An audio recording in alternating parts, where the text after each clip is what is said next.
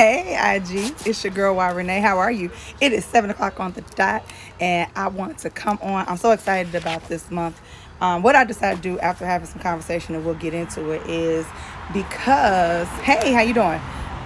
Because I am a trauma recovery coach, I've decided to be more visible throughout IG and throughout my tribe to show you or to deal with different traumas and triggers and things of that nature. So for the month of August, I've chosen the topic of divorce. Why? I'm a divorcee. 1. 2, there are several things that I've had conversations in the last, I want to say 72 hours or so. No, a little bit over 72 hours with several people that we just having conversation of divorce. So let me just start by introducing myself for those of you who don't know me. My name is Y Renee.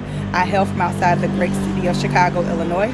I am a 15-year domestic abuse survivor, 4-time suicide attempt survivor, and I survived being gunned down and shot 4 times about 13 years ago. So with that being said, I just want to say hello and welcome to my live. If those of you who are watching the replay, I appreciate you all. Please invite some people on. This is going to be a good conversation.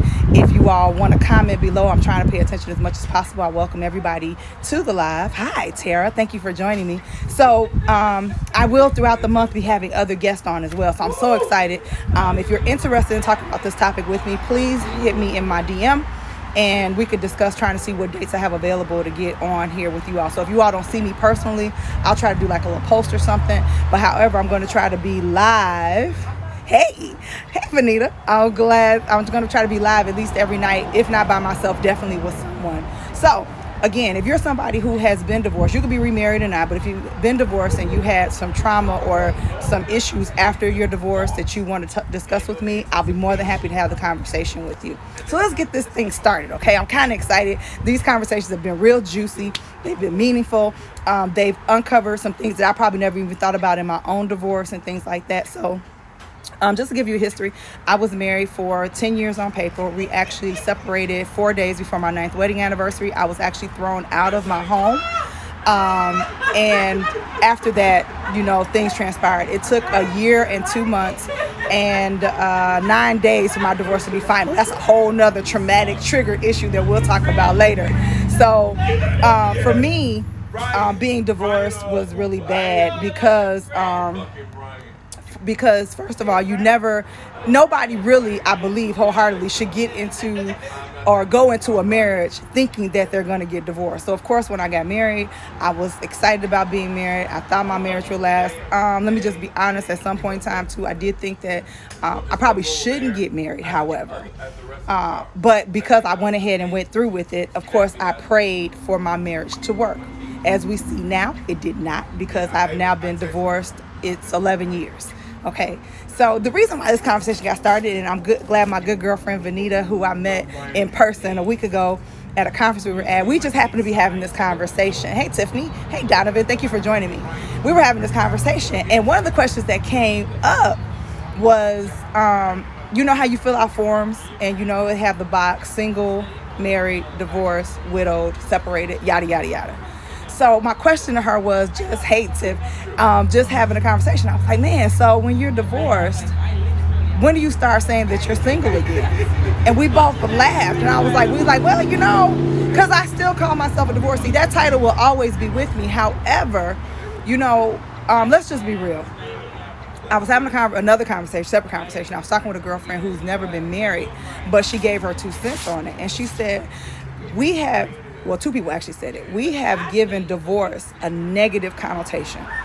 Whether you divorced for good reasons, whether your reasons were bad, whether it was mutual, whether it was not mutual, whether it was something that was needed, divorce has a negative stigmatism or negative, a cloud over it, for lack of better words.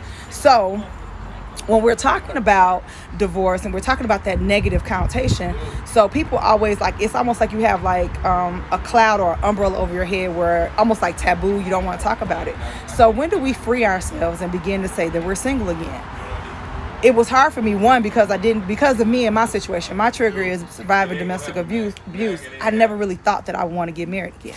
As a matter of fact, I tried to avoid it with like the plague. I mean, I dated off and on, never really wanted to settle down, was not trying to be serious with anybody because of the fear of being married again. That's how traumatic to me my marriage was. So writing down that I was divorced, it almost came with the territory because I felt the negativity. I felt the cloud. I felt rejected. Rejection is a big thing when we talk about divorce. So I felt all of that. So I've never really taken that type off of me. But when I started looking positively at the dating arena again, probably about, I want to say maybe 4 or 5 years ago, I started looking into considering dating again and getting back out there and trying to build a relationship, contemplating whether or not I wanted to ever get married again. That came into play. Like, do I check the single box now? Do I check divorce? And somehow or another, my hand always gravitates to the divorce part. I have another young lady who was on here, and I'll let you tell her story one day. Hopefully, she'll be able to pick a date to interview with me. We had the conversation, and she talked about how the word divorce traumatized her so much that she never used divorce. She always uses single. So when we think about divorce, it's one thing is, if you've been married and you're no longer married, you're either widowed or you're divorced or a widower. And those things, like I said, are true. So it's like you only have one title or another. So again, when do we stop doing that? So that's how this whole month has started for me. Again, being a trauma recovery coach, I help people. What I'll say is trauma never really goes away. We have the trauma, and I'll use myself as an example. I was gunned down 13 years ago, okay? Shot 4 times in my lower back, was paralyzed for a couple of days, and I'm a walking miracle today. That story is for another day, for another month. However, the fact being that I went through a year-long process of trying to heal myself or whatever have you, I stayed away after I was healed and my divorce became final. I immediately moved from the place where I was shot at, because when I got shot, I had no choice but to stay there. It was my parents' home. That's where I was recuperating at. When I was able to leave and get my own place, it was very, very difficult for me to even go back and visit my parents. I limit my visits to 1 day a week. And I had a great relationship with my parents. I had a great relationship with my parents. I limited my visits to 1 day a week to maybe 2 hours out that time. And it triggered me so much that they would constantly have to make sure I got in and out the house. They would watch the door. They would watch me get out. I would have to call first. It was a whole lot of stuff that had to go with that particular trauma. So the trauma itself never goes away. How do I know that? Because here we are 13 years later, well, actually 11 years after the fact. I ended up having to move back into that house to care for my ailing father. My mother is now deceased. And I moved back in to help my father to take care of him. I can't avoid the house because my father refuses to move. I can't avoid the house because my father, to me, is not to the point where I can't physically take care of him, where I have to put him in a nursing home, which would then give me the options of moving from the house. So when I go back into that, when I go to that house every day, or I leave the house every day, I can't avoid the spot where I laid in the grass, where I was shot, waiting for someone to come to my aid and my assistance. I see that spot every single time that I'm at home, coming and going. There's no back way into my house. There are no back alleys where I can avoid the spots. No, we only have a front entrance and a side entrance.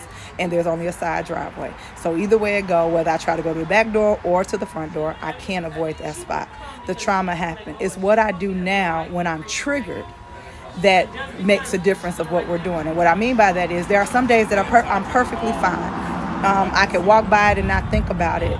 There are other times that I remember the spot and I immediately get anxiety, or I immediately feel like I want to pass out. There's so many things that go on. There are times where I have to drive around the block 3 or 4 times to avoid it because I'm nervous, or I feel like something's going to happen, or whatever the case may be. I do breathing exercise to get me past it. There's other things that I do, but that's what I mean by trauma and trigger. The trauma happened. It's never going to go away. It's how I relate to the triggers and what they happen, and how it happens is how we move forward in life. You can't allow triggers to get you stuck. So now that we're talking about divorce, I'm going back now. There are certain things in life when we're talking about divorce that will cause you to be triggered. Like for me, I will tell people all the time, for the longest period of time, I didn't want to be in a serious relationship, didn't want the commitment, didn't want the responsibility, was afraid of being hurt, was afraid of being rejected, was afraid that somebody may eventually want to, especially if some man is dating or dating with the intention of being married, and I'm telling him I'm honest from the front, but he still thinks that he could change my mind or possibly would want to be married. And that wasn't on my mind. So it was like I avoided like getting serious at all costs. Anytime it looked like it was going to get serious, I ran in the other direction. Hey, Miranda. Hey, Lawanda. Thank you all for joining me. And I am Kino. Thank you very much for joining us. And Stefan, hey, if you're still there. So those things like really triggered me. So this month is going to be really, really exciting. I'm so excited about the conversations and I'll give some more talks about myself and different triggers that I've been dealing with, being now a divorcee and at the point where I'm tired of giving myself the negative title of divorcee and want to move past that to single. I want to say that I'm single again. Yes, I've been married. Yes, I am a divorcee, and that could be a title used, but it's so negative. It's so negative, and I'm at a point where I base my life upon affirmations. I base my life upon making things positive and living a better life and doing better things. So if that's the case, then I need to take this negative connotation away from me. So I'm going to talk about some of on the days that I don't have a guest, I'm going to talk about some of the conversations that me and some of my friends have had pertaining to titles and divorce. And hello, beautifully made. How are you? I'm going to talk about those things. I'm talking about possibly those people that I have. I got some really interesting people coming on, some good friends of mine who have divorced and remarried. I have people that have been married twice and divorced twice. I've had people that, were scared to get married. Now they're looking at doing it again. So I'm really excited about this month, and just the fact being that I believe we're on here to actually take down the negative stereotypes of divorce. Divorce is divorce indicates you have some experience that single folks can always relate to. Very good. That's good, Vanita. That's why I got you on here for a reason, sis. That's what I'm talking about. Tell the people.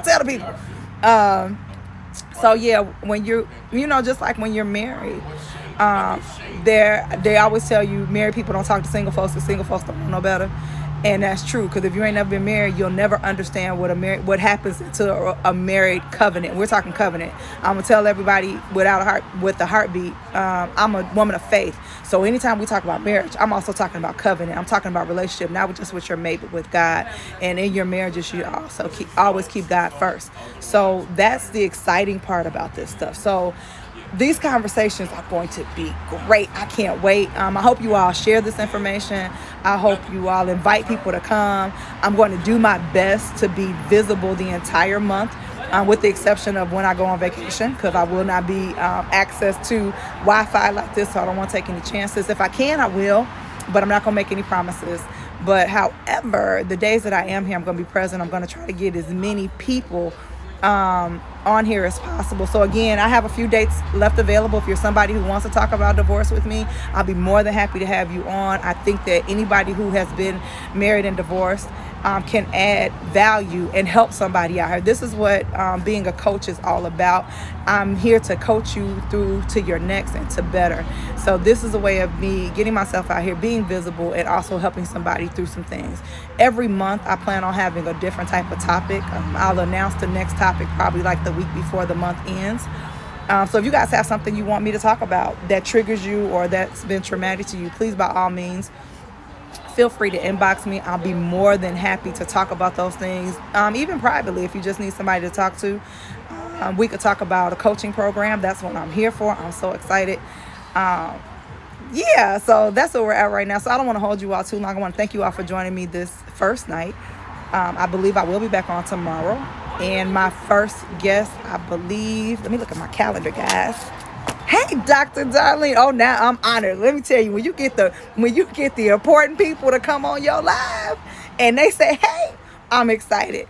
Dr. Darlene, thank you so much for coming on. We're just talking about divorce and triggers of divorce, and I'm trying to help some people out here today talking about the trauma associated with it and how we deal with the triggers that are associated and how we overcome them so we can move forward in life and not be stuck. There are so many people that want to be married again after being divorced, but are afraid because of the negative connotation that comes with the word divorce or divorcee.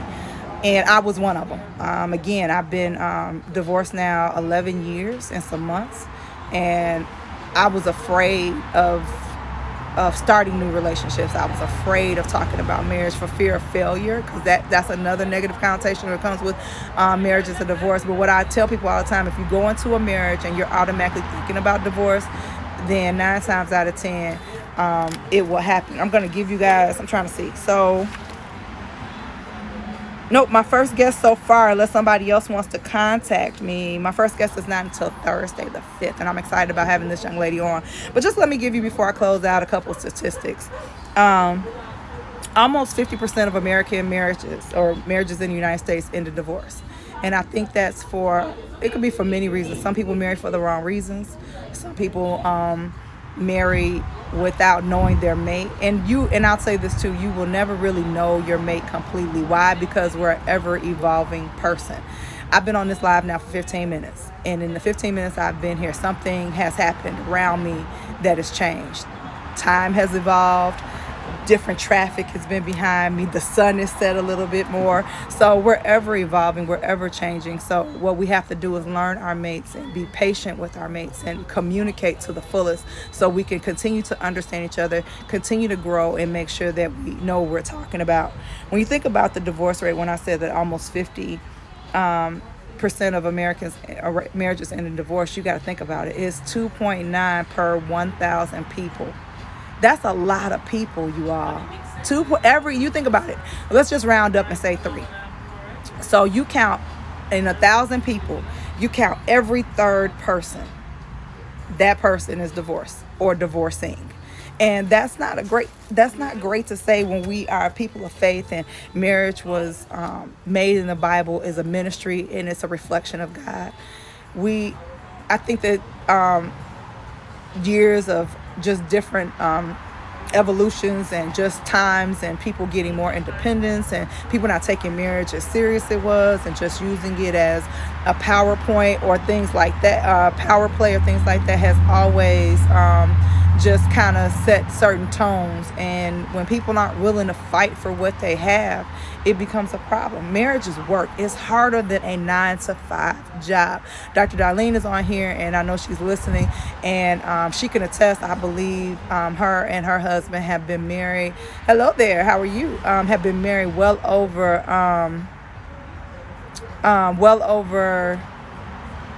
50 something. I mean, not 50 something, 20 some years.